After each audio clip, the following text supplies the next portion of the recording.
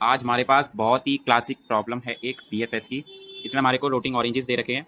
इसमें हमारे को नंबर ऑफ मिनट्स बताने हैं कि कितनी मिनट के अंदर जो है सराउंडिंग वाले सारे जो ये फ्रेश ऑरेंजेस हैं ये खराब हो जाएंगे। हमारे को अगर ग्रिड दे रखा है तो इसमें अगर जीरो है तो जीरो का मतलब एम्प्टी है, वन है तो फ्रेश ऑरेंज है, टू है तो रोटन है। ठीक है।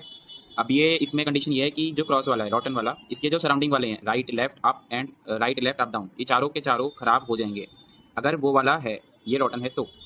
इस क्वेश्चन को सॉल्व करने के लिए हमारे को नंबर ऑफ मिनट्स निकालने हैं। इसको सॉल्व करने के लिए हमने एक फंक्शन लिखा है।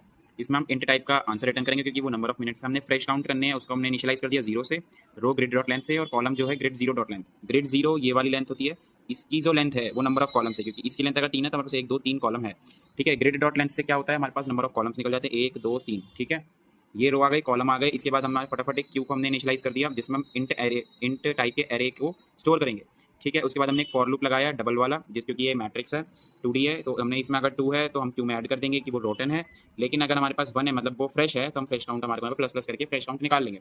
इसके बाद हम चेक करेंगे फ्रेश काउंट जीरो है क्या, तो जो हमारे को गिवन है अगर उसमें जीरो ही फ्रेश काउंट है तो हमारे को आंसर जीरो ही करना पड़ेगा क्योंकि नंबर ऑफ मिनट जीरो है। फिर हमने एक डायरेक्शन 2D एरे को हमने इनिशियलाइज किया। इसमें हमने -1 0 ये चारों दी हैं। ये हमारे को जो है लेफ्ट डायरेक्शन है, ये राइट डायरेक्शन है, ये डाउन डायरेक्शन है, ये अप डायरेक्शन है, ऐसे करके हमने ये चार दी हैं डायरेक्शन। इसमें हमने मिनट्स को जीरो से इनिशियलाइज किया है। उसके बाद हमने एक ये लूप लगाया है, जब तक क्यू हमारा खाली नहीं हो जाता तब तक ये चलता रहेगा। इसमें हमने इस रोटन को फॉल्स दिया है कि जो अभी हम जिस पे हम गए हैं वो खराब नहीं हुआ है, वो ठीक है। फिर हमने साइज निकाला है जो क्यू हमने ऐड किया था उसका। ठीक है। उसके बाद हमने एक फॉर लूप लगाया है साइज तक, उसमें हमने अपनी उसकी पोजीशन निकाली है। फॉर एग्जांपल हमारे पास ये वाला है तो हम इसकी पोजीशन निकालेंगे।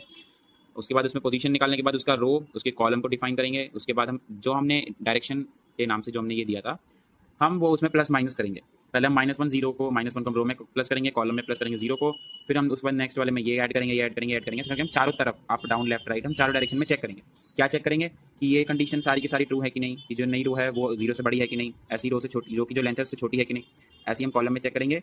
ग्रिड को चेक करेंगे क्या वो फ्रेश है, अगर वो 1 है मतलब वो फ्रेश है तो हम उसमें से एक फ्रेश काउंट माइनस कर देंगे क्योंकि अब वो फ्रेश नहीं रहा। उसको हम रोटन है कि नहीं वो 2 कर देंगे और उसकी वैल्यू को 2 के इक्वल कर देंगे, और ग्रिड में उसको हम ऐड कर देंगे, क्यू में ऐड कर देंगे as a new row and new column. उसके बाद हम लास्ट में चेक करेंगे कि अभी भी अगर मतलब लास्ट में हम ये चेक करेंगे अगर इस रोटन ट्रू हो गया जैसे कि यहाँ पे हुआ तो मिनट प्लस प्लस कर देंगे इस वाले लूप के बाद, इस वाले लूप के बाद। ये मेन चीज़ है, ये फॉर लूप के बाद एक क्यू का हो गया उसके बाद।